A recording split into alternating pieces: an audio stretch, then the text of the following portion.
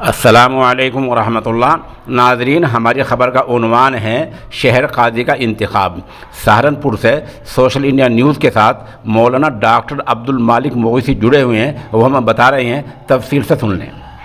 مغربی اتر پردیش کے شہر سہارنپور کے شہر قاضی سلطان اختر کا آج انتقال ہو گیا ہے۔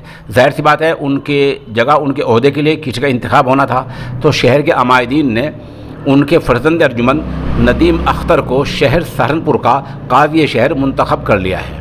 اس بارے میں سہارنپور کے محلہ قاضی میں ایک اہم میٹنگ منعقد ہوئی، جس کی صدارت مظاہرون وقف سہارنپور کے ناظم اعلیٰ مولانا محمد سعیدی نے کی ہے۔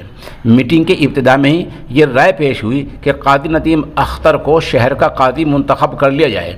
اس رائے کی تائید کس نے کی، وہ نام بھی ہمیں مولانا ڈاکٹر عبدالمالک مغیثی نے بھیجے ہیں، وہ نام سن لیجیے۔ ان میں مولانا نثار مظاہری، مولانا عبدالمالک مغیثی، مولوی فرید مظاہری، مولانا نعیم اللہ قاسمی، حاجی فضل الرحمان علیگ، عمران مسعود، سنجے گرگ، مسعود اختر، چودھری سلیم، اوصاف گڈو جیسے اہل علم شامل ہیں۔ میٹنگ کی اہمیت کا اندازہ اسی بات سے ہوتا ہے کہ اس میٹنگ میں مظاہرون جدید سے نامور عالم دین، مفسر قرآن مولانا محمد ساجد مظاہری اور مولانا راشد جیسے اہل علم شریک ہوئے ہیں۔ میٹنگ کی موقع کی چند تصاویر ہم پیش کر رہے ہیں۔ سوال یہ پیدا ہوتا ہے کہ قاضی کا کیا کام ہے؟